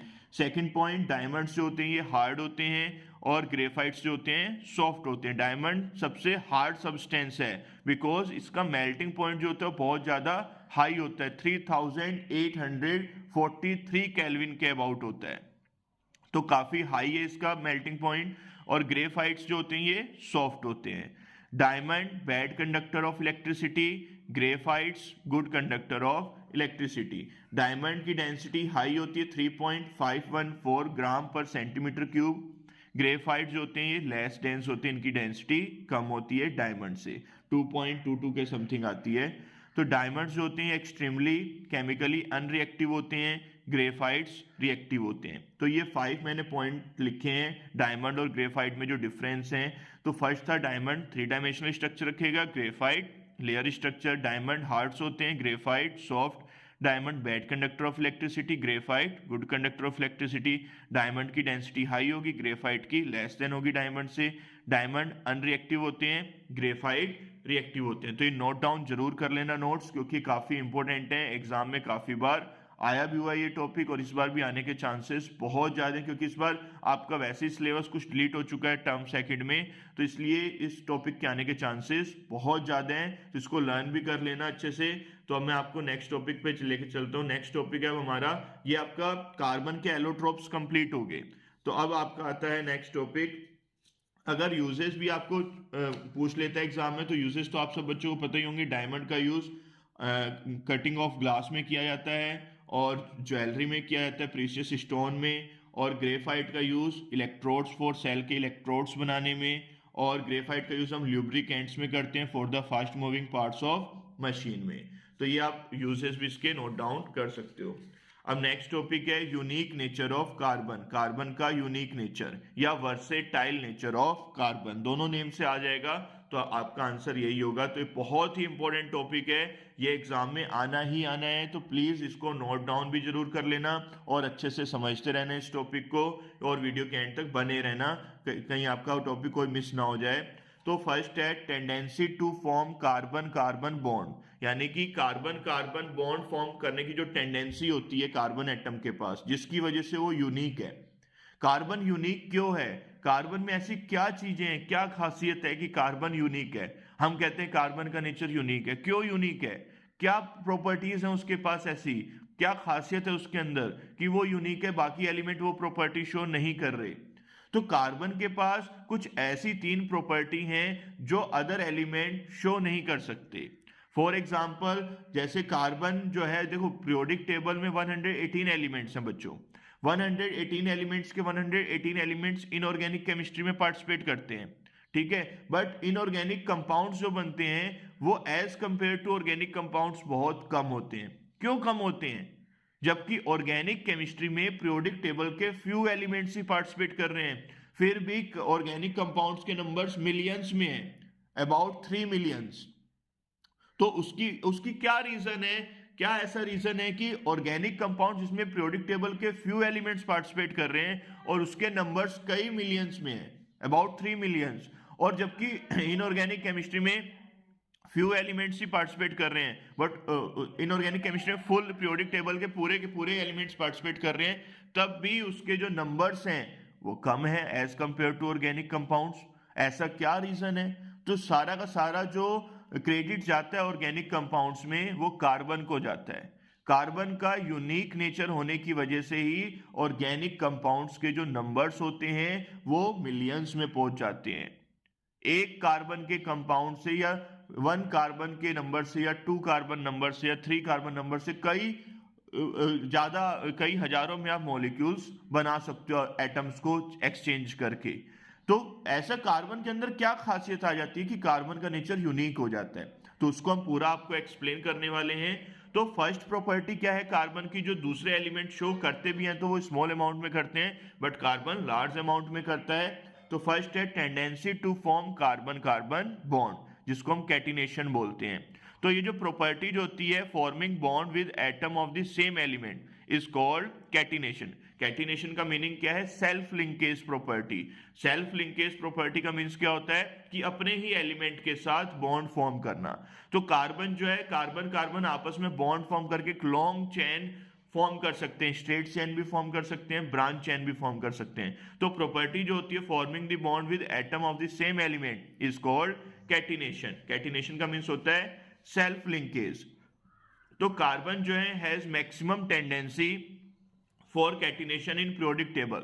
तो पूरी पीरियोडिक टेबल में कार्बन के पास सबसे मैक्सिमम टेंडेंसी होती है कैटिनेशन की। कैटिनेशन का मीन सेल्फ लिंकेज की, यानी कि अपने ही कार्बन एटम के साथ लॉन्ग चेन बना सकता है। इतनी लॉन्ग चेन बना सकता है कि उसमें nth कार्बन एटम को ज्वाइन कर सकता है। क्या सोडियम, पोटेशियम, नाइट्रोजन, ऑक्सीजन, वो सिर्फ 1 या 2 एलिमेंट के साथ ही बॉन्ड बना सकते हैं। जैसे ऑक्सीजन है, O2 बना सकता है या O3 बना सकता है। O4 बना सकता है? नहीं बना सकता। N2 पॉसिबल है, N3 पॉसिबल है, N4 पॉसिबल नहीं है। तो ये जो एलिमेंट है ये कैटिनेशन शो तो करते हैं बट स्मॉल अमाउंट में, स्मॉल नंबर्स में, और कार्बन जो है ये लार्ज नंबर में मैक्सिमम कैटिनेशन की प्रॉपर्टी शो करता है। इसमें आप कार्बन नंबर 1 से लेके कार्बन नंबर n तक जो है आप ज्वाइन कर सकते हैं। लाइक पॉलीमर्स, पॉलीथीन, पॉलीथीन में क्या होते हैं? एथीन, 2 कार्बन एटम्स होते हैं और 2 कार्बन एटम्स के n नंबर्स ले लेते हैं। CH2 डबल बॉन्ड CH2 के n नंबर्स लेके बना देते हैं पॉलीथीन, ठीक है। तो उसमें n number of carbon atom जुड़ गए और किसी में तो जुड़ नहीं सकते। कार्बन की वजह से ही वो जुड़ रहे हैं क्योंकि कार्बन का नेचर क्या है? यूनिक है, क्योंकि कार्बन कैटिनेशन की प्रॉपर्टी शो कर रहा है। तो this is because of strong carbon carbon bond as compare to other atom. So I hope आपको अच्छे समझ में आ रहा होगा कि कैटिनेशन क्या है। बहुत इंपॉर्टेंट टॉपिक है ये बच्चों। कैटिनेशन में क्या होता है? एलिमेंट आपस में बॉन्ड बनाते हैं अपने ही एटम के साथ, सेम एलिमेंट के साथ जो है बॉन्ड बनाते हैं, तो उस प्रॉपर्टी को बोलते हैं कैटिनेशन। तो कार्बन सबसे ज्यादा कैटिनेशन की प्रॉपर्टी शो करता है पूरी पीरियोडिक टेबल में, ठीक है। तो when carbon atom combine with one another they form different types of chain. तो जब कार्बन एटम आपस में कैसे बॉन्ड बनाते हैं वो भी मैं आपको दिखाता हूं, और कितने टाइप से ये अरेंज हो सकते हैं। तो कार्बन एटम जब कंबाइन होते हैं एक दूसरे के साथ वन अनदर, तो वो थ्री टाइप्स की चेन बना सकते हैं। एक तो स्ट्रेट चेन, स्ट्रेट चेन का मीन्स इसमें 1 कार्बन, फिर second carbon, third carbon, fourth carbon, ऐसे यहाँ पर हम फिफ्थ कार्बन को भी ज्वाइन कर सकते हैं, सिक्स्थ कार्बन को भी ज्वाइन कर सकते हैं। तो n number of carbon atom को आप ज्वाइन करके स्ट्रेट चेन बना सकते हो। सेकंड ब्रांच चेन फॉर्म करता है। ब्रांच चेन का मीन्स जैसे पहले 3 कार्बन स्ट्रेट लाइन में आगे, 1 कार्बन ऊपर आ गया, ऐसे फोर्थ कार्बन यहाँ लगा दूं, फिफ्थ यहाँ लगा दूं, फिर नीचे एक और कार्बन लगा दूं, तो ब्रांच चेन भी ये शो करते हैं। Third close chain, close chain का मीन्स क्लोज रिंग बना देंगे। जैसे इसमें देखो 1 2 3 4 5 6 की रिंग बन गई, ऐसे ही आप 3 कार्बन एटम की भी रिंग बना सकते हो। ये 3 कार्बन एटम की रिंग बन गई, ऐसे ही 4 कार्बन एटम की भी रिंग बना सकते हो आप। ये 4 कार्बन एटम की रिंग बन जाएगी। तो जितने कार्बन एटम की आपको चेन बनानी है, आप उतने कार्बन एटम की क्लोज चेन भी बना सकते हो, स्ट्रेट चेन भी बना सकते हो, और ब्रांच चेन भी बना सकते हो। तो आई होप आपको अच्छे समझ में आ रहा होगा कि कैटिनेशन क्या है। देखो कार्बन एटम अपने ही कार्बन के साथ लॉन्ग चेन बना रहा है। क्या नाइट्रोजन इतनी लंबी चेन बना लेगा? ऑक्सीजन बना लेगा? कोई और एलिमेंट बना लेगा? नहीं बना सकता। सिर्फ कार्बन ही बना सकता है, क्योंकि कार्बन के पास यूनिक नेचर है। कार्बन कैटिनेशन की प्रॉपर्टी सबसे मैक्सिमम शो करता है। तो चलिए मैं आपको नेक्स्ट टॉपिक बताता हूं, इसका सेकंड प्रॉपर्टी क्या है। तो सेकंड प्रॉपर्टी इसकी है टेट्रावैलेंसी ऑफ कार्बन। कार्बन जो है टेट्रावैलेंसी शो करता है। टेट्रावैलेंसी का मीन्स जो एटॉमिक नंबर होता है कार्बन का वो होता है बच्चों 6, और इसके पास 6 इलेक्ट्रॉन होते हैं ऑर्बिट्स में, और इसका इलेक्ट्रॉनिक कॉन्फ़िगरेशन जो होता है कार्बन एटम का वो 2,4 होता है। एटॉमिक नंबर 6 है, आउटर ऑर्बिट्स में 6 इलेक्ट्रॉन आएंगे, 6 इलेक्ट्रॉन, और इलेक्ट्रॉनिक कॉन्फ़िगरेशन क्या होगा इसका 2,4, क्योंकि फर्स्ट शेल में 2 इलेक्ट्रॉन्स आते हैं और रिमेनिंग जो लेफ्ट इलेक्ट्रॉन्स होंगे वो किस में जाएंगे? सेकंड शेल में। And it has 4 electron in the outermost shell. इसके आउटर मोस्ट शेल में कितने इलेक्ट्रॉन आए बच्चों? 4। आउटर मोस्ट शेल कौन सा होता है? जिसमें लास्ट इलेक्ट्रॉन जिस शेल में एंटर करता है, लास्ट इलेक्ट्रॉन जिस शेल में एंटर करेगा वो आपका आउटर मोस्ट शेल होता है। तो आउटर मोस्ट शेल में कितने इलेक्ट्रॉन्स आए? 4। तो इसको अब अपना ऑक्टेट कंप्लीट करने के लिए कितने इलेक्ट्रॉन चाहिए? 4। तो इसकी वैलेंसी कितनी होगी? 4। वैलेंसी क्या होती है? The combining capacity of an element is called valency, यानी कि एक एलिमेंट कितने एलिमेंट्स को अपने साथ कंबाइन कर सकता है वो उसकी वैलेंसी कहलाती है। तो कार्बन की वैलेंसी 4 होती है। दस carbon form 4 covalent bond in its compound. तो कार्बन कितने बॉन्ड बनाता है? 4 कोवेलेंट बॉन्ड बना सकते हैं, यानी कि ये 4 अनदर एलिमेंट्स को अपने साथ ज्वाइन कर सकता है या 4 कोवेलेंट बॉन्ड फॉर्म कर सकता है। कोवेलेंट बॉन्ड भी मैंने आपको बताया था कि सिंगल बॉन्ड भी होते हैं, डबल बॉन्ड भी होते हैं और ट्रिपल बॉन्ड भी होते हैं। तो कार्बन जो है सिंगल डबल ट्रिपल तीनों बॉन्ड बना सकता है। तो ये मैंने एग्जांपल मेथेन का लिया है, लास्ट वीडियो में भी यही एग्जांपल था। कार्बन के पास 4 इलेक्ट्रॉन है और हाइड्रोजन के पास 1 इलेक्ट्रॉन होते हैं, इसको मैंने क्रॉस से शो किया है। तो हाइड्रोजन 4 है, कार्बन 1 है, तो कार्बन अपने 4 के 4 इलेक्ट्रॉन 4 हाइड्रोजन के साथ शेयर करेगा और हाइड्रोजन भी अपना ऑक्टेट क्या करेगा?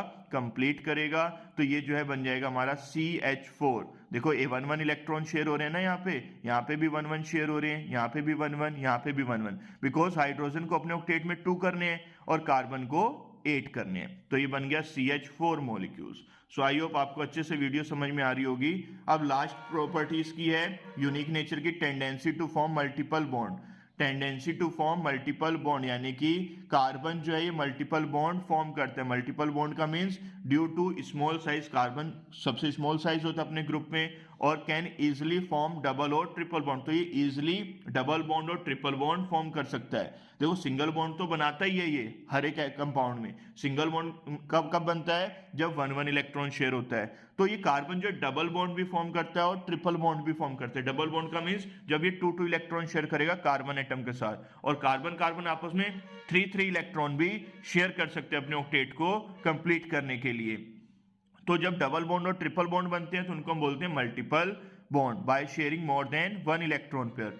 जैसे देखो 1 1 इलेक्ट्रॉन पेयर शेयर कर रहे थे तो बनेगा एथेन। जैसे 2 कार्बन है, 1 1 इलेक्ट्रॉन शेयर कर रहे हैं, सिंगल बॉन्डेड है सब, तो एथेन। एल्केन, देखो एल्केन क्या होते हैं, जिसमें कार्बन कार्बन में सिंगल बॉन्ड आता है तो उसके लास्ट में हम एन लगाते हैं। और जब कार्बन कार्बन में डबल बॉन्ड आ जाता है और ये एक एच यहाँ गया, एक एच यहाँ, एक एच यहाँ, एक एच यहाँ, क्योंकि 4 4 करने हैं ना कार्बन को बॉन्ड, तो 2 1 3 4, 1 2 3 4, दोनों कार्बन के 4 4 बॉन्ड हो गए। तो अब इसका जब हम IUPAC नेम करते हैं तो इसका नेम आता है एथीन, क्योंकि डबल बॉन्ड वाले जो कंपाउंड्स होते हैं उनको हम बोलते हैं एल्कीन्स। तो इसका जब IUPAC नेम करेंगे तो एथीन, क्योंकि 2 कार्बन के लिए एथ आता है और इसका जो सफिक्स लगेगा वो आपका इन लगेगा। अब कार्बन कार्बन में ट्रिपल बॉन्ड बनाया तो 3 बॉन्ड तो ये हो गया, अब इसको एक बॉन्ड ही तो और बनाना है तो एक H के साथ बॉन्ड बनाएगा। इस कार्बन के पास भी 3 बॉन्ड है, एक बॉन्ड और बनाने इसको तो ये हाइड्रोजन के साथ बनाएगा, तो ये बन जाएगा आपका ट्रिपल बॉन्ड का एग्जाम्पल। इसका IUPAC नेम होगा एथाइन, क्योंकि ये आपका एल्काइन होते हैं। ये होता है alkane, alkene, alkyne. Single bonded वालों को बोलते हैं एल्केन, डबल बॉन्डेड वालों को बोलते हैं एल्कीन, ट्रिपल बॉन्ड वालों को एल्काइन। कॉमन नेम है इसका एसिटाइलाइन, एसिटाइलिन। एसिटाइलिन जो है इसका कॉमन नेम है दोस्तों। तो आपको मैंने सबसे पहले पढ़ाया एलोट्रोप्स ऑफ कार्बन, 3 थे, डायमंड, ग्रेफाइट एंड फुलेरिन्स, उनके बारे में आपको मैंने फुल एक्सप्लेन कर दिया डायग्राम के साथ, स्ट्रक्चर्स के साथ। फिर था यूनिक नेचर ऑफ कार्बन, तो यूनिक नेचर ऑफ कार्बन में मैंने आपको पहले बताया टेट्रावेलेंसी और tendency to form carbon carbon bond, catenation. फिर सेकंड पढ़ाया मैंने आपको टेट्रावेलेंसी ऑफ कार्बन, अच्छे से समझ में आया होगा। अगर आपको कोई प्रॉब्लम है तो आप कमेंट बॉक्स में मेंशन कर सकते हैं। और थर्ड है tendency to form multiple bond, तो ये भी मैंने आपको बहुत ब्रीफली बता दिया है, alkane, alkene, alkyne. 10th chapter 4 carbonates compounds का टॉपिक होमोलोगस सीरीज, जो टर्म सेकंड में आना है। तो होमोलोगस सीरीज क्या होती है, कैसे उसमें होमोलोगस सीरीज हम बनाते हैं, एल्केन, एल्कीन, एल्काइंस की, एल्कोहल्स की, तो हर एक चीज़ को हम आपको डीपली एक्सप्लेन करेंगे, ब्रीफली एक्सप्लेन करेंगे। तो अगर आप चैनल पर नए हैं तो प्लीज़ चैनल को सब्सक्राइब जरूर कर लीजिएगा और बेल आइकन को प्रेस कर दीजिएगा, जिससे आने वाली वीडियोस की इन्फॉर्मेशन आपको मिलती रहे। तो अब हम स्टार्ट करते हैं होमोलोगस सीरीज। तो होमोलोगस सीरीज को समझने से पहले हमें कुछ 2-3 टॉपिक्स पहले पढ़ने पड़ते हैं। हाइड्रोकार्बन्स क्या होते हैं, एल्केन्स, एल्कीन, एल्काइन, क्योंकि एग्जाम में आता है right any first 5 members of homologous series of alkanes. तो एल्केन्स पता होगा तभी तो हम उसके होमोलोगीज बना सकते हैं। अब एल्केन्स के बारे में क्या होता है, एल्कीन्स, एल्काइंस, ये हम आपको पूरा ब्रीफली बताने वाले हैं। तो वीडियो के एंड तक बने रहिएगा, जिससे आपको कोई भी टॉपिक छूटे ना। तो चलिए अब हम स्टार्ट करते हैं कि एल्केन्स, हाइड्रोकार्बन से स्टार्ट करते हैं। हाइड्रोकार्बन से फिर हम चलेंगे एल्केन, एल्कीन और एल्काइंस पे। तो हाइड्रोकार्बन्स क्या होते हैं, hydrocarbons are those organic compounds which contain only carbon and hydrogen. Hydro से होता है हाइड्रोजन, कार्बन से कार्बन, तो जो ऑर्गेनिक कंपाउंड कंटेन करेंगे only carbon and hydrogen are called hydrocarbon. तो ये हाइड्रोकार्बन की डेफिनेशन है। मेजर सोर्स जो होते हैं हाइड्रोकार्बन के वो पेट्रोलियम है। जो पेट्रोल होता है, पेट्रोल में सबसे ज़्यादा हाइड्रोजन और कार्बन मिलते हैं। नेक्स्ट टॉपिक है टाइप्स ऑफ हाइड्रोकार्बन। हाइड्रोकार्बन कितने टाइप्स के होते हैं, बहुत ही इंपॉर्टेंट टॉपिक है ये दोस्तों। तभी आप होमोलोगस सीरीज के बारे में समझ पाओगे, जब पहले ये चीज़ें समझी जाएंगी, बेसिक समझ में आएगा तभी आगे की चीज़ें समझ में आएंगी। तो हाइड्रोकार्बन्स कितने टाइप्स के होते हैं? हाइड्रोकार्बन को हम क्लासिफाइड करते हैं टू टाइप्स में, saturated hydrocarbon and unsaturated hydrocarbon. तो दोनों को मैं आपको ब्रीफली एक्सप्लेन करूंगा कि सैचुरेटेड कौन से होते हैं और अनसैचुरेटेड कौन से होते हैं। तो सबसे पहले हम सैचुरेटेड के बारे में पढ़ेंगे। तो saturated hydrocarbons are those hydrocarbon which contain only single carbon carbon covalent bond, यानी कि जिनके बिटवीन जो है कार्बन कार्बन में ओनली सिंगल बॉन्ड आएगा, सिर्फ सिंगल बॉन्ड। और सिंगल बॉन्ड कैसे फॉर्म होता है ये हम पहले की वीडियो में आपको एक्सप्लेन कर चुके हैं। पहले की वीडियो में आपको हम पूरा बता चुके हैं, जब वन वन इलेक्ट्रॉन शेयर करते हैं एटम तो सिंगल बॉन्ड फॉर्म होता है, टू टू इलेक्ट्रॉन शेयर करते हैं तो double bond, three three electron share करते हैं तो ट्रिपल बॉन्ड फॉर्म होता है। तो जिन कार्बन कार्बन में सिंगल बॉन्ड फॉर्म होगा, यानी कि जो वन वन इलेक्ट्रॉन शेयर करके बॉन्ड बनाएंगे, आर कॉल्ड सैचुरेटेड हाइड्रोकार्बन। उनको हम क्या बोलेंगे? Saturated hydrocarbon. And these are also called alkanes. Single bonded carbon atoms को हम क्या बोलते हैं? एल्केन्स। और एल्केन्स को ही क्या बोलेंगे? सैचुरेटेड हाइड्रोकार्बन, बिकॉज इनमें कार्बन कार्बन में क्या होते हैं? सिंगल बॉन्ड होते हैं, तो इनको हम बोलते हैं saturated hydrocarbon. And these are also called alkanes. और एल्केन्स का जनरल फॉर्मूला क्या होता है सैचुरेटेड हाइड्रोकार्बन्स का या एल्केन्स का? CnH2n+2। इसका जो जनरल फॉर्मूला जो होता है सैचुरेटेड हाइड्रोकार्बन का, एल्केन्स का, वो CnH2n+2 होता है बच्चों। तो ये बहुत ही इंपॉर्टेंट टॉपिक है, इसको नोट डाउन कर लेना। अब आपको एग्जांपल बताता हूँ सैचुरेटेड हाइड्रोकार्बन के कि सिंगल बॉन्ड कैसे आता है कार्बन कार्बन में। तो देखो ये मैंने पूरे चार्ट बनाया है, पूरा टेबल है। देखो सबसे पहले जब नंबर ऑफ कार्बन एटम 1 होते हैं तो उसका नेम होता है मैथेन। जब कार्बन कार्बन जब ओनली सिंगल कार्बन एटम होगा तो उसके जो हम वर्ड रूट यूज करते हैं वो होता है मैथ। क्या होता है? मैथ। और जब कार्बन कार्बन में सिंगल बॉन्ड आ जाता है तो उसका सफिक्स यूज करते हैं एन, तो ये बन जाता है मैथेन। देखो कार्बन है, कार्बन की 4 वैलेंसी होती है, 4 के 4 सिंगल बॉन्ड बना रहे हैं, तो ये आपका क्या हो गया? एल्केन। तो एल्केन का जब हम नेमिंग करेंगे तो लास्ट में क्या लगाते हैं? एन। ऐसे जब 2 कार्बन एटम होंगे तो फॉर्मूला क्या होगा? एन की वैल्यू यहाँ पर हम 2 पुट करेंगे, ये आपका फॉर्मूला था, एन की वैल्यू 2 पुट करो, 2 यहाँ पे भी 2 2 जा 4 प्लस 2 6 हो जाएंगे, तो C2H6 हो गया। अब 2 कार्बन लिए, 6 हाइड्रोजन, पहले पे भी 3 और दूसरे पे भी 3, क्योंकि हर एक कार्बन एटम को 4 बॉन्ड बनाने होते हैं ना, क्योंकि कार्बन के आउटर मोस्ट शेल में 4 इलेक्ट्रॉन होते हैं, ये टेट्रा वैलेंसी कंटेन करता है और इसको अपना ऑक्टेट कंप्लीट करने के लिए 4 इलेक्ट्रॉन चाहिए। तो ये 4 इलेक्ट्रॉन किससे शेयर करेगा? 3 हाइड्रोजन से एंड 1 कार्बन से। सेम ऐसे ये कार्बन भी क्या करेगा? 3 हाइड्रोजन से इलेक्ट्रॉन शेयर करेगा और 1 कार्बन से, जिससे कि इसका ऑक्टेट क्या हो जाएगा? कंप्लीट। ऑक्टेट कंप्लीट होगा तभी तो ये स्टेबल होगा बच्चों। तो ये जो है आपका स्टेबल हो गया C2H6। तो C2H6 का स्ट्रक्चर ऐसा बनेगा। 2 कार्बन के लिए हम वर्ड रूट यूज करते हैं एथ, और सिंगल बॉन्डेड है सभी तो एन, एथ एन। ऐसे 3 कार्बन एटम होते हैं तो हमारा जो नेम आता होता है प्रोप एन, क्योंकि 3 कार्बन के लिए हम प्रोप यूज करते हैं और सिंगल बॉन्डेड हैं ये सब, तो आ जाएगा एन। तो C3H8, एन की वैल्यू 3 रखेंगे, H कितने हो जाएंगे? 3 2 जा 6 प्लस 2 8। तो इस जनरल फॉर्मूले से ही ये फॉर्मूले बन रहे हैं। तो हमने 3 कार्बन लगाए पहले, और टोटल कितने हाइड्रोजन है? 8। तो फर्स्ट वाले को 3 हाइड्रोजन चाहिए अपना ऑक्टेट कंप्लीट करने के लिए। सेकंड कार्बन को 1 2 2 इलेक्ट्रॉन 2 हाइड्रोजन चाहिए, क्योंकि 2 बॉन्ड तो ये कार्बन से फॉर्म कर रहा है। इस कार्बन के 3 हाइड्रोजन से बॉन्ड बनेंगे और एक कार्बन के साथ, तो ये C3H8 का स्ट्रक्चर बनेगा। ऐसे ब्यूट एन 4, जब नंबर ऑफ कार्बन एटम 4 होंगे तो 4 कार्बन के लिए हम यूज करते हैं ब्यूट, सिंगल बॉन्डेड है तो एन। तो इसका स्ट्रक्चर क्या बनेगा? C4H10 इसका फॉर्मूला बनेगा, क्योंकि एन की वैल्यू 4, 4 2 जा 8 प्लस 2 10, और 4 कार्बन है तो हाइड्रोजन कितने हमारे पास? 10। फर्स्ट को 3 चाहिए, बीच में जितने भी आते हैं इनको 2 2 चाहिए अगर सिंगल बॉन्ड है तो, और लास्ट वाले को फिर 3 चाहिए।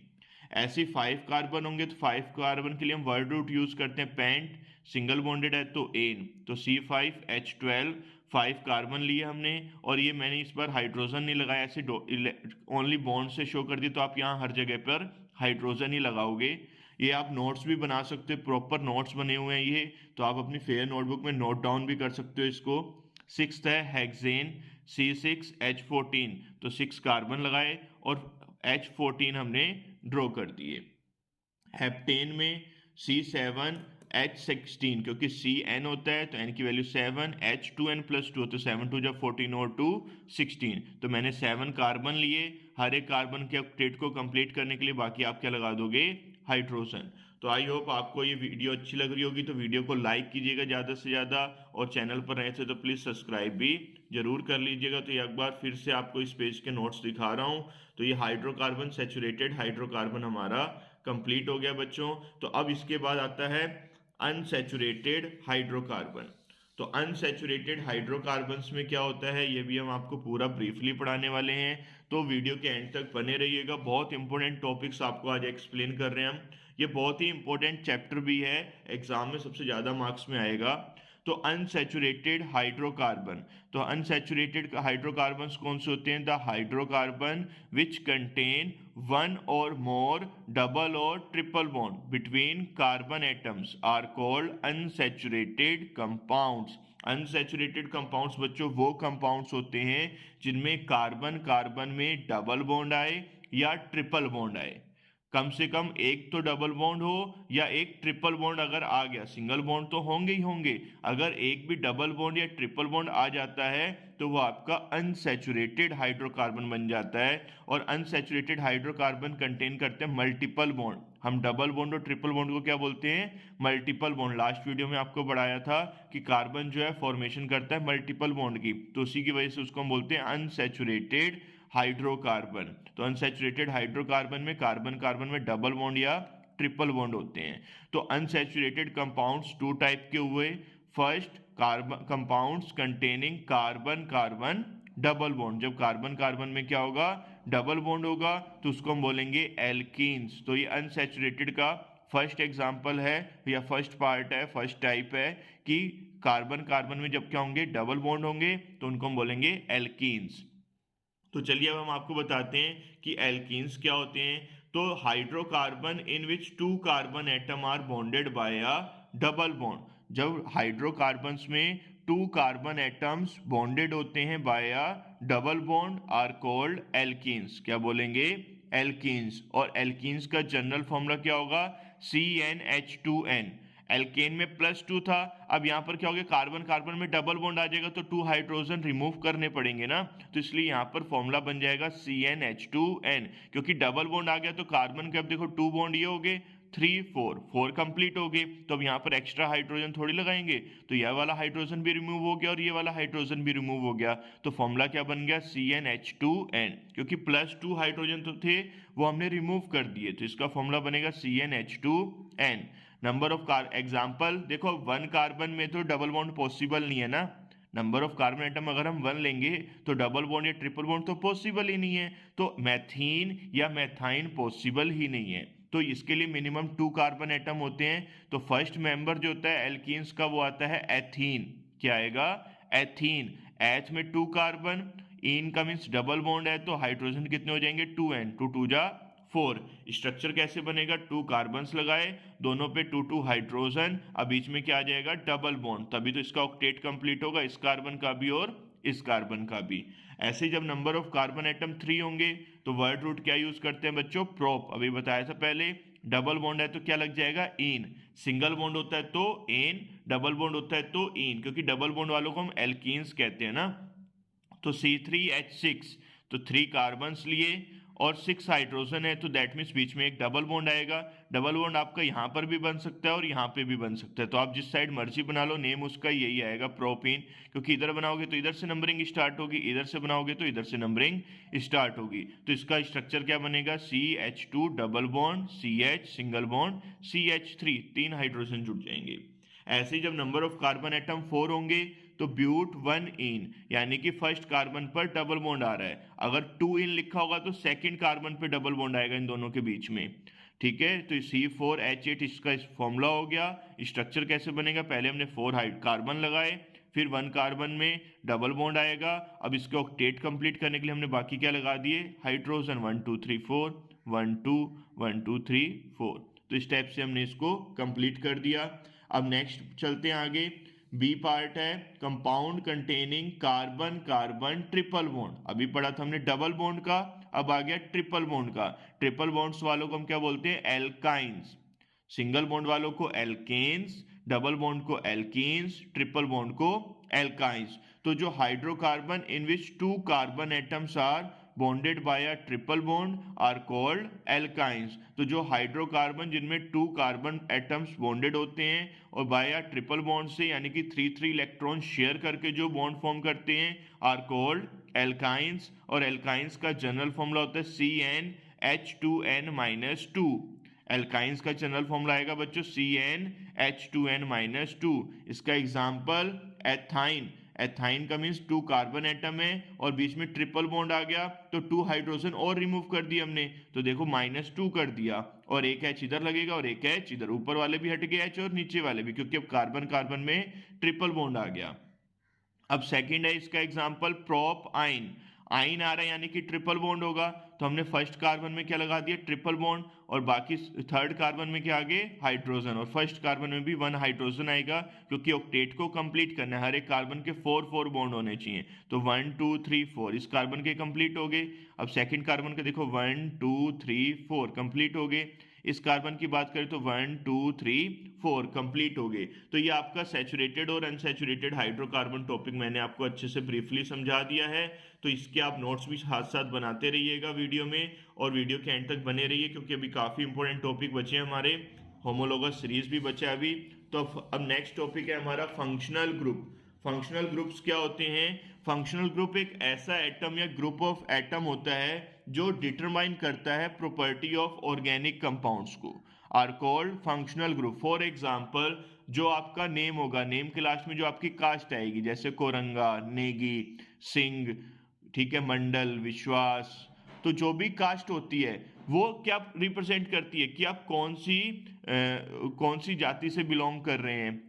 फॉर एग्जाम्पल जैसे नेगी आया या कोरंगा आया या रावत आया आपकी कास्ट में लास्ट में, तो आप पहाड़ी उससे बिलोंग करोगे, तो आपके जो जो पहाड़ियों की जो कल्चर्स है, जो आपकी जो संस्कृति है वहाँ की, जो आपके रीति रिवाज हैं, वो सब जितने भी कोरंगा होंगे, जितने भी रावत होंगे, वो सब वही एक ही, जो एक रावत के रीति रिवाज होंगे बाकी सब रावत के भी रीति रिवाज क्या होंगे, सेम ही होंगे।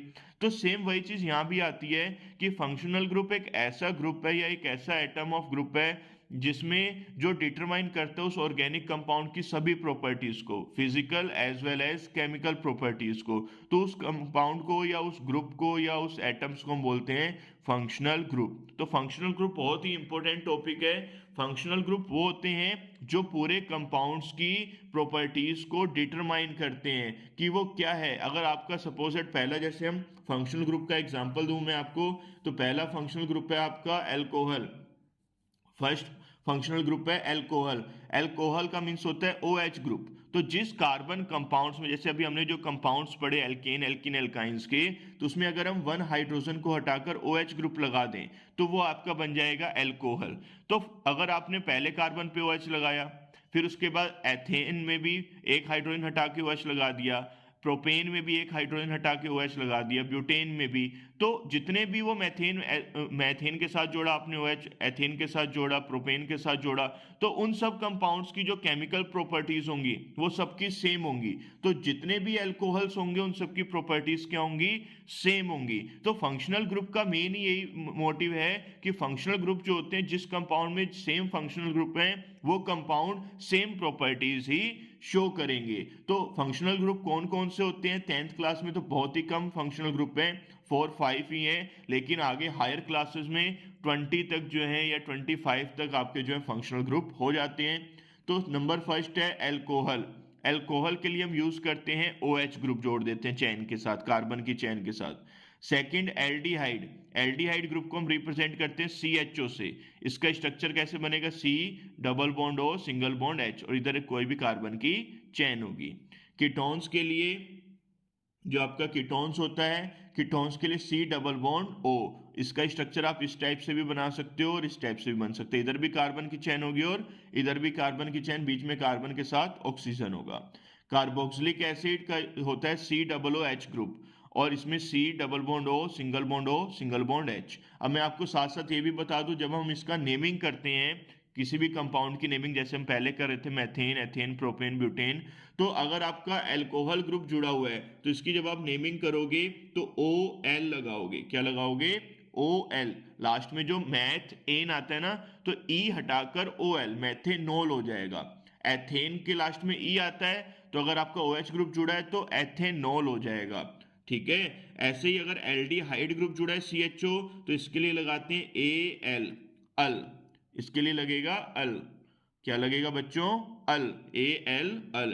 कीटोन्स के लिए लगाते हैं ओन, क्या लगेगा, ओन। कार्बोक्सिलिक एसिड के लिए लगाते हैं ओइक एसिड, क्या लगेगा, ओइक एसिड। और कार्बोक्सिलिक एसिड हमेशा फर्स्ट है, एल्डिहाइड और कार्बोक्सिलिक एसिड चैन की स्टार्टिंग में ही होते हैं, या तो फर्स्ट कॉर्नर पर होंगे या लास्ट कॉर्नर पर। हेलोजेंस के लिए तो मैंने नेम पहले ही लिख दिए हैं। अगर आपका कार्बन चेन के साथ Cl ग्रुप जुड़ा है तो आपका आएगा क्लोरो, Br ग्रुप जुड़ा है तो उसका नेम आएगा ब्रोमो, I ग्रुप जुड़ा है तो आइडो, NO2 ग्रुप जुड़ा है नाइट्रो, NH2 के लिए एमीन्स, CH3 के लिए मेथाइल, ऐसे C2H5 के लिए एथाइल। तो ये आपके फंक्शनल ग्रुप थे कुछ कॉमन, जिनका हम यूज करेंगे होमोलोगस सीरीज में। तो ये जो है फंक्शनल ग्रुप की पहले आपको डेफिनेशन नोट करनी है, फिर ये टेबल बना के जो है आपको इसके फंक्शनल ग्रुप लर्न भी करने पड़ेंगे। ये कॉमन बेसिक है जो एग्जाम में काफी बार आते भी हैं और आएंगे भी इस बार भी। तो ये जो है आपका फंक्शनल ग्रुप टॉपिक भी कंप्लीट हो गया। तो चलिए अब हम स्टार्ट करते हैं होमोलोगस सीरीज पे, जो हमारा मेन टॉपिक है होमोलोगस सीरीज। तो होमोलोगस सीरीज बहुत ही इंपॉर्टेंट है, इसको बहुत ध्यान से समझना है, आपके सिलेबस में भी है और आएगा भी जरूर। तो होमोलोगस सीरीज क्या है, इसके क्या क्या कैरेक्टरिस्टिक्स हैं, ये भी मैंने नोट डाउन किए हैं, ये भी आपको बहुत अच्छे से समझाऊंगा। और होमोलोगस सीरीज के जो एग्जाम्पल एग्जाम में आएंगे इस बार, वो भी मैं आपको बताऊंगा कि क्या क्या आ सकते हैं। तो चलिए अब हम स्टार्ट करते हैं होमोलोगस सीरीज से। तो homologous series R series of organic compounds having similar structure and similar chemical properties in which the successive members different in their molecular formula by CH2 group। Clear है? तो ये इसकी definition थी, मैं आपको थोड़ा अच्छे से एक्सप्लेन करता हूं। होमोलोगस सीरीज एक ऐसी सीरीज है ऑर्गेनिक कंपाउंड्स की जिनमें स्ट्रक्चर तो सबका सेम आएगा। हम जिसकी भी होमोलोगस सीरीज बनाएंगे, like alkane, alkene, alkyne, alcohol, aldehyde, ketone, जिसकी भी बनानी होगी, जिसकी आप बनाओगे उसके जितने भी आप मेंबर लोगे उन सबका स्ट्रक्चर बिल्कुल सेम आएगा और उनकी जो केमिकल प्रॉपर्टीज होंगी वो भी सेम होंगी। बिकॉज अभी मैंने आपको बताया जिस कंपाउंड में सेम फंक्शनल ग्रुप्स होते हैं वो सेम प्रॉपर्टी शो करते हैं। जैसे भी मैंने आपको एग्जांपल दिया जनरल कि अगर आप रावत फैमिली से बिलोंग कर रहे हैं तो जितने भी रावत होंगे सबके रीति रिवाज क्या होंगे, कल्चर क्या होगा, सेम होगा। ड्रेसअप, टोन, लैंग्वेज, हर चीज क्या होगी, सेम होगी। तो वही चीज यहाँ पे भी है, जिन कंपाउंड्स में सेम फंक्शनल ग्रुप होगा उनकी भी क्या होंगी प्रॉपर्टीज, केमिकल प्रॉपर्टीज क्या होंगी, सेम होंगी। और होमोलोगस सीरीज में होता क्या है कि टू सक्सेसिव मेंबर्स आपने जो भी लिए उनके बिटवीन जो डिफरेंस होता है वो CH2 का डिफरेंस आता है। जैसे मैं आपको एग्जांपल दिखाता हूँ होमोलोगस सीरीज का ही। तो ये जैसे मैंने एक होमोलोगस सीरीज ली है एल्कोहल की, तो एल्कोहल की ये होमोलोगस सीरीज है। इसमें देखो CH4 है, फर्स्ट मेंबर क्या है इसका CH4, सेकंड मेंबर क्या है C2H6। तो इन दोनों में डिफरेंस किसका है, CH2 का। देखो 1 कार्बन और 2 हाइड्रोजन का डिफरेंस। फिर नेक्स्ट 2 मेंबर लिए तो इसमें भी 1 कार्बन और 2 हाइड्रोजन का डिफरेंस। फिर नेक्स्ट 2 मेंबर्स लिए, इनमें भी 1 कार्बन 2 हाइड्रोजन का डिफरेंस। तो ऐसी सीरीज जिसमें CH2 का डिफरेंस रहता है और उनका मोलिकुलर फॉर्मूला सबका क्या आ रहा है, देखो सेम है। कौन सा फॉर्मूला लगा इसमें, CnH2n+2 एल्केन का फॉर्मूला लगा। और सबका स्ट्रक्चर भी बनाओगे तो सबका स्ट्रक्चर भी क्या आएगा, सेम आएगा। तो इस टाइप की सीरीज को हम बोलते हैं होमोलोगस सीरीज। तो आई होप आपको अच्छे समझ में आया होगा। ऐसे ही मैंने एग्जांपल बनाया है होमोलोगस सीरीज का, एल्कीन का भी बनाया है दोस्तों। तो एल्कीन्स क्या होती हैं, एल्कीन्स में क्या होगा, C2H4 फर्स्ट मेंबर होता है ethene, second member propene C3H6, फिर थर्ड मेंबर लिया हमने ब्यूटीन C4H8। तो देखो इसमें भी क्या रहा है, CH2 का डिफरेंस है, इन दोनों में भी CH2 का डिफरेंस है। ऐसे ही अल्कोहल की भी मैंने बनाई है। तो अल्कोहल में भी देखोगे आप फर्स्ट मेंबर होता है CH3OH, सेकंड मेंबर आया CH3CH2OH, थर्ड मेंबर CH3CH2CH2OH। तो अब देखो इन दोनों में डिफरेंस किसका है, CH2 का। इन दोनों में भी डिफरेंस किसका है, CH2 का। इन दोनों में भी डिफरेंस किसका है? CH2 का। तो जितने भी होमोलोगस सीरीज आप बनाओगे, किसी की भी बनाओ, भले एल्केन की बनाओ, एल्कीन की, एल्काइन की, एल्कोहल की, एल्डिहाइड की, कीटोन की, हर एक के जो टू सक्सेसिव मेंबर का जो डिफरेंस होगा वो आपका CH2 का ही होगा, तभी वो होमोलोगस सीरीज है, अदरवाइज वो होमोलोगस सीरीज नहीं है। तो ये आपको मैंने एग्जांपल देके भी बता दिया, एक बार फिर से बताऊंगा एग्जांपल्स। तो पहले हम डेफिनेशन को अच्छे से समझते हैं, ये नोट डाउन जरूर करना क्योंकि एग्जाम में आएगी जरूर। तो होमोलोगस सीरीज एक ऐसी सीरीज है ऑर्गेनिक कंपाउंड्स की जिनमें सिमिलर स्ट्रक्चर होगा और उनकी सेम जो है केमिकल प्रॉपर्टीज होगी इन विच, और उनमें जो है टू सक्सेसिव मेंबर्स में जो डिफरेंस जो होगा उनके मोलिकुलर फॉर्मूला में कितना होगा? CH2 ग्रुप का डिफरेंस होगा। और ये जो डिफरेंट मेंबर्स जो होते हैं सीरीज के, इनको हम बोलते हैं होमोलॉगीज। क्या बोलते हैं? होमोलॉगीज। अब चलिए मैं आपको बताता हूं कैरेक्टरिस्टिक्स ऑफ होमोलोगस सीरीज। तो सबसे फर्स्ट कैरेक्टर क्या है? जितने भी मेंबर्स होते हैं सीरीज के उनको हम सेम जनरल फॉर्मूला से रिप्रेजेंट करते हैं। All the members of a series can be represented by same general formula। जैसे भी मैंने आपको दिखाया ना एल्केन, तो जितने भी एल्केन्स होंगे सबका फॉर्मूला क्या होगा? सेम। एल्कीन लेंगे तो एल्कीन्स का फॉर्मूला क्या आएगा? Same, CnH2n। एल्केन का CnH2n+2, एल्काइन का CnH2n-2।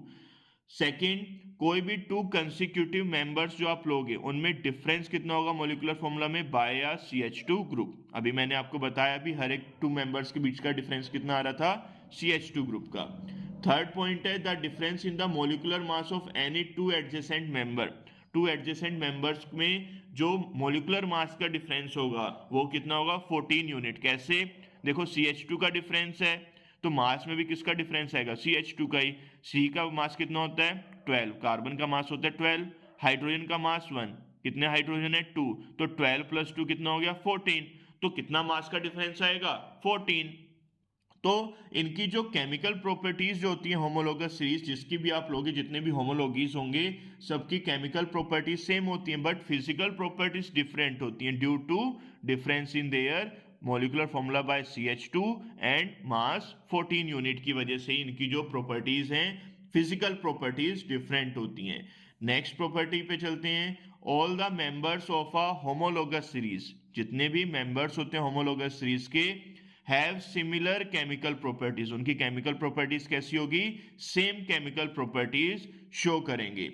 Next, the members of a homologous series show a gradual change, increase or decrease in their physical properties such as melting point, boiling point, density, etc। अभी मैंने आपको बताया ना कि उनके जो कंपाउंड्स हैं होमोलोगस सीरीज के, उनके मोलिकुलर मास में डिफरेंस आ रहा है CH2 का और मोलिकुलर मास में आ रहा है 14 यूनिट का। तो उसी की वजह से क्या हो रहा है, इनकी जो फिजिकल प्रॉपर्टीज जो होंगी होमोलोगस सीरीज की वो या तो इंक्रीज होती हैं या डिक्रीज होती हैं। जैसे हम बात करें बॉइलिंग पॉइंट की, तो बॉइलिंग पॉइंट और मेल्टिंग पॉइंट क्या होते हैं? मास इंक्रीज होने के साथ इंक्रीज होता रहता है, ठीक है। तो कुछ प्रॉपर्टी ऐसी होती हैं जो डिक्रीज भी होती हैं।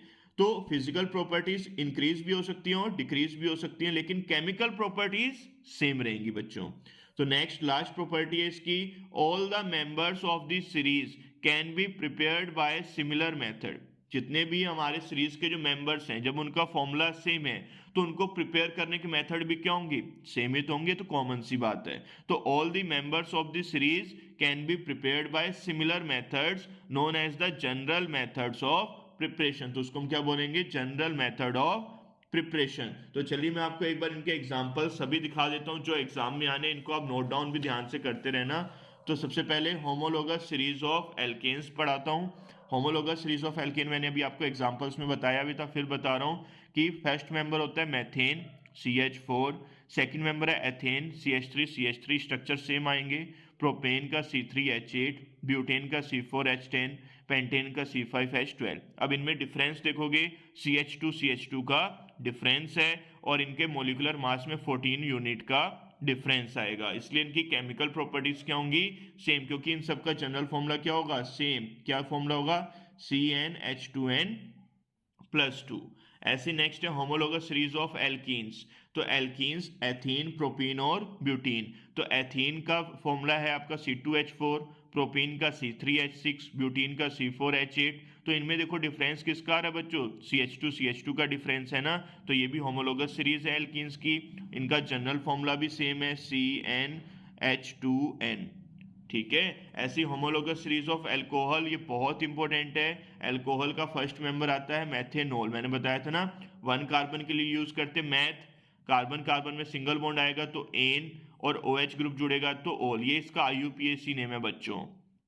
ये सेकंड मेंबर लिया CH3CH2OH, तो 2 कार्बन है तो H, सिंगल बॉन्डेड है एन, OH ग्रुप जुड़ा है तो ओल। प्रोपेनॉल 3 कार्बन है, बीच में OH ग्रुप आ गया, तीनों कार्बन में सिंगल बॉन्ड है तो प्रोप एन, OH ग्रुप आया तो ओल। ऐसे ही अगर CHO ग्रुप आता तो अल, कार्बोक्सिलिक एसिड ग्रुप आता तो लास्ट में ओइक एसिड, कीटोन ग्रुप आता कार्बन में बीच में ऑक्सीजन लगा होता तो on. Homologous series of alkynes, alkynes का फॉर्मूला क्या होता है बच्चों, CnH2n-2।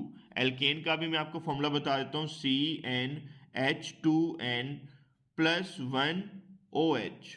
एक हाइड्रोजन हटाकर हमने क्या लगा दिया, OH। तो इसका जनरल फॉर्मूला होगा सबका फॉर्मूला, क्योंकि होमोलोगस सीरीज में जनरल फॉर्मूला सबका सेम होता है। तो अब होमोलोगस सीरीज ऑफ एल्काइंस की बात करें तो एल्काइंस का फर्स्ट मेंबर है एथाइन, सेकंड मेंबर है प्रोपाइन, थर्ड मेंबर है ब्यूटाइन। और इनमें भी डिफरेंस किसका आ रहा है, CH2 का डिफरेंस आ रहा है। तो ये मैंने आपको एग्जांपल्स बता दी जो आपके एग्जाम में आएंगे होमोलोगस सीरीज के बनाने को। तो जिसके भी बनाने को आएंगे ऐसे ही आप टेबल उसकी प्रिपेयर करके आओगे एग्जाम में, और डेफिनेशन भी आ सकती है, कैरेक्टरिस्टिक्स भी आ सकते हैं। तो मैंने आपको ये टॉपिक बहुत ब्रीफली एक्सप्लेन किया। अगर किसी को कोई डाउट्स हो तो आप कमेंट बॉक्स में पूछ सकते हैं, और अगर आपको वीडियो अच्छी लगी है तो ज़्यादा से ज़्यादा लाइक कीजिए, शेयर कीजिए, ज़्यादा से ज़्यादा कमेंट्स कीजिए, और चैनल पर नए थे तो प्लीज़ चैनल को सब्सक्राइब जरूर